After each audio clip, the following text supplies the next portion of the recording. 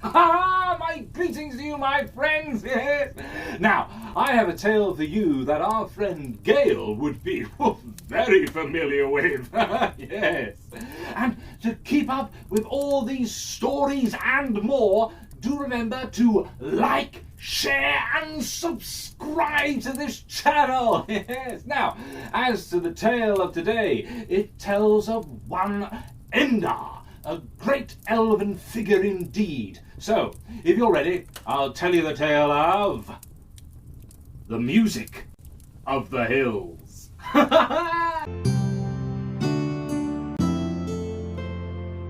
Yes.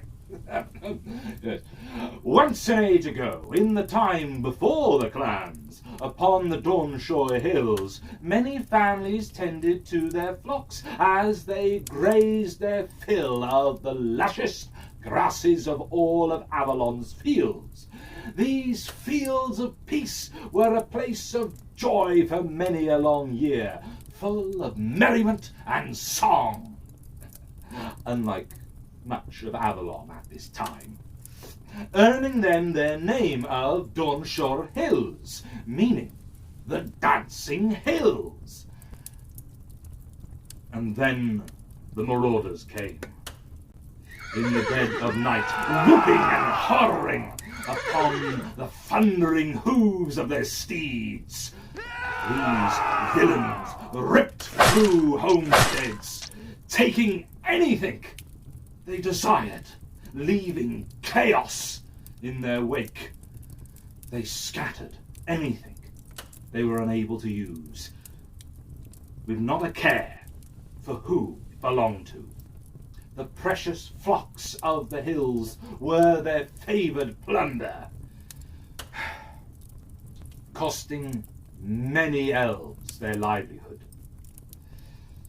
The thieving plague rolled around for many a summer, until the wanderings of Endar took him to the Dawnshore Hills. Endar let his song guide him across Avalon, for the music that he played was not that of the common minstrel. He could charm the birds from the trees, the doe from the stream, and could lull even the most stubborn elfling into a deep sleep. As he travelled through the hill country, his music was interrupted by a bleating full of fear. Endar, being of a kind nature, followed the cries for help through thick and tangled bushes until he found a kid of goat caught up in twisted branches. Endar played a tune that brought the kid to calm and eased the grip of the branches. The kid, now full of skips and happy bleats, set off through the hills. Endar, curious to why this was the first goat he had seen in these fields of lush pasture, set to following the kid. The kid took him on a merry dance indeed, down into valleys, upon hills, over streams, and finally through the broken gate of a homestead. As Endar looked to the destruction that lay before him, his ears caught the crying of an elf, full of mournful sorrow.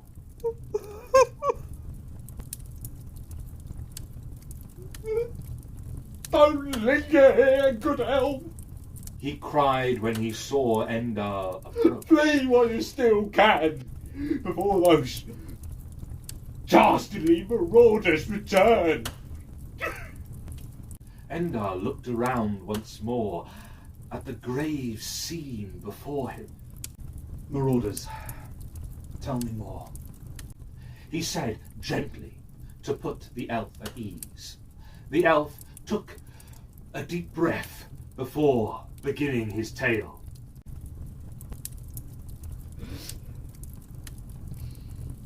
It was the dead of night when they came. They were mounted, racing through our streets. yelling and laughing,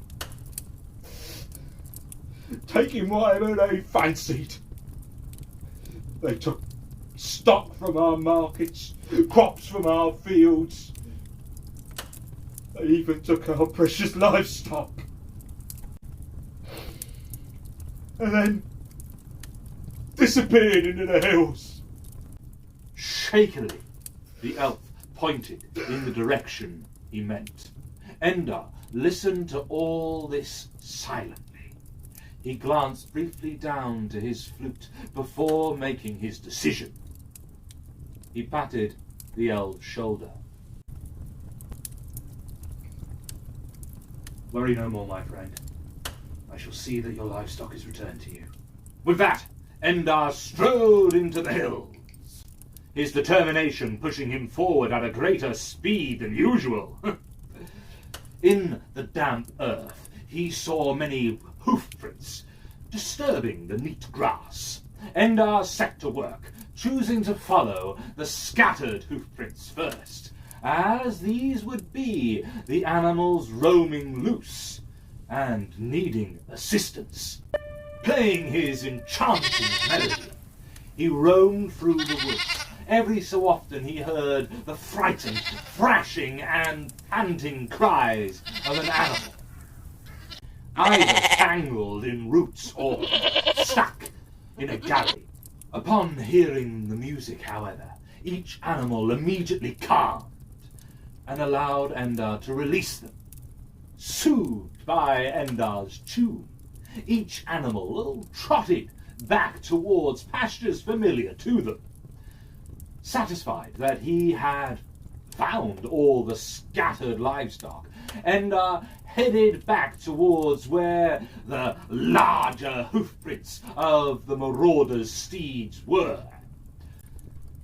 There, he found his new ally, no longer sorrowful, but instead infused and gathering the hill folk. Upon seeing Enda walking towards them, a great cry of excitement rose up. Our animals have been returning to us throughout the day. We thank you, but we cannot let you attempt to challenge the marauders by yourself. Enda laughed. My friends, I had no intention of fighting them. With that, he turned and strode off in the direction of the hoofprints. The confused hill folk trailed in his wake. By the time night fell, they had discovered the marauders' camp. At the sight of their beloved livestock, the hill folk grew restless, but Enda put his arm out to stop them surging forward. He put his flute to his lips and began to play. At once, the livestock fell into a kind of trance, including the marauders' own horses. Enda directed the creatures away from the camp, back towards the homesteads of the hill folk. The hill folk crept towards the marauders, still fast asleep and blissfully unaware of their predicament. Staring down at the sleeping faces, they saw that the feared villains all looked rather weak and unimposing. Clearly their strength had been in the swiftness of their steeds. As the hill folk looked, an air of anger began to rise up. These cowards had almost ruined the hill folks' livelihoods. A few of them turned to Enda, who simply raised a hand in resignation. He knew that no melody he could play would still the war drum in their hearts. With that, the hill folk fell upon the marauders, shouting and pushing them until they fled in fear. Cheering, the hill folk headed home, insisting Enda return with them. they immediately crowned him chief among the hills, banding the hill folk together until they formed the clan Geifr.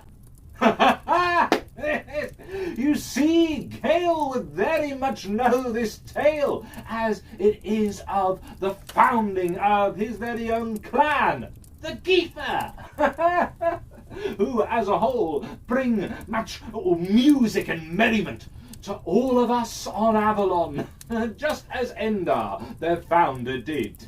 Now, if his wandering tune has set your mind to wandering and given you an idea or two for a story, do email me at bard.elven.tales@gmail.com with your elder, and I'll make it into a video just like this one. And I'll take it back to Avalon too, to share with the rest of the elves. Oh, and do remember to like, share and subscribe to this channel to spread these tales. And I'll see you soon for more Bard Elven Tales.